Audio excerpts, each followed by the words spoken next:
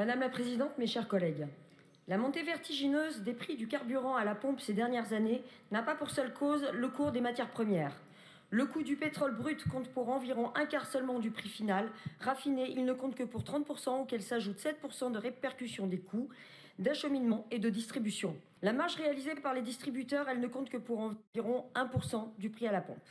Ces chiffres montrent que le prix du carburant ne reflète pas la réalité du marché. Offre et demande, coûts de fabrication et de transport ne contribuent que marginalement à l'augmentation incessante de son prix qui comprend environ 60% de taxes, au premier rang desquelles la TICPE. Une manne pour le gouvernement, qui n'a donc pas hésité, sous couvert d'une conception punitive et spoliatrice de l'écologie, à l'augmenter considérablement en 2017 puis 2018. Une façon aussi de financer le désengagement de l'État qui accompagne le processus de décentralisation grâce au transfert d'une part des recettes de la TICPE aux régions. Rien ne nous oblige cependant à une complicité aveugle envers un système de taxation profondément vicié qui aboutit à plus que doubler le coût de produits de première nécessité pour tant de nos concitoyens pour qui le prix des carburants n'est plus supportable. Les conseillers régionaux d'Occitanie, élus d'une région comprenant des départements ruraux où les choix politiques de l'hyperconcentration autour des métropoles et du regroupement urbain rendent nos concitoyens tributaires de leurs véhicules, ne peuvent y rester insensibles. Le second rapport sur la qualité de vie en Occitanie, présenté ici en décembre 2019, atteste d'ailleurs cette réalité, puisque seuls 17% des répondants indiquent que les transports alternatifs sont suffisants et 64% disent dépendre de leur véhicule.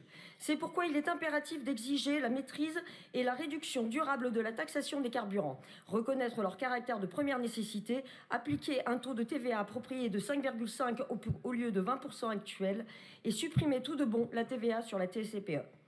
Cette infernale double taxation qui prélève une taxe sur le revenu d'une autre taxe n'est pas supportable. Dans un contexte de montée des cours des matières premières et d'anticipation de la croissance de la demande en carburant, cette surtaxation est même un danger économique, plus qu'elle n'est une ressource budgétaire. En étouffant les ménages et en rognant sur leur pouvoir d'achat, c'est la reprise économique qui est ralentie. Dès lors, considérant la difficulté à assumer l'augmentation des prix du carburant pour de nombreux Français et donc pour beaucoup d'habitants de notre région, considérant que les modes de transport alternatifs sont insuffisamment performants pour permettre l'abandon de recours à leurs véhicules, considérant que la capacité à se déplacer est une condition à l'activité économique du pays et à la viabilité économique des ménages, considérant que le carburant est ainsi un produit de première nécessité, considérant qu'environ 60% du prix du carburant est constitué de taxes, considérant que la TICPE, la plus importante de ces taxes, ne représente pas une valeur ajoutée par quelque procédé économique ou de production que ce soit, considérant la nécessité de réduire durablement le coût du carburant, les conseillers régionaux d'Occitanie, réunis ici en assemblée plénière, demandent à mesdames et messieurs les députés de l'Assemblée nationale de supprimer la TVA sur la TICPE et la réduction de la TVA globale sur le carburant de 20% à 5,5%. Merci de votre attention. Donc, je propose que nous passions au vote sur le vœu numéro 3 en donnant un avis défavorable. Voilà.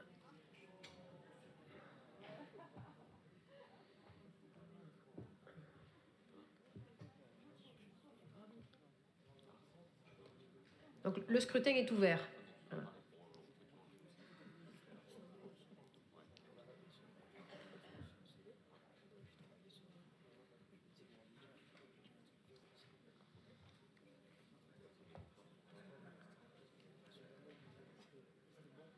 Donc, le scrutin est clos.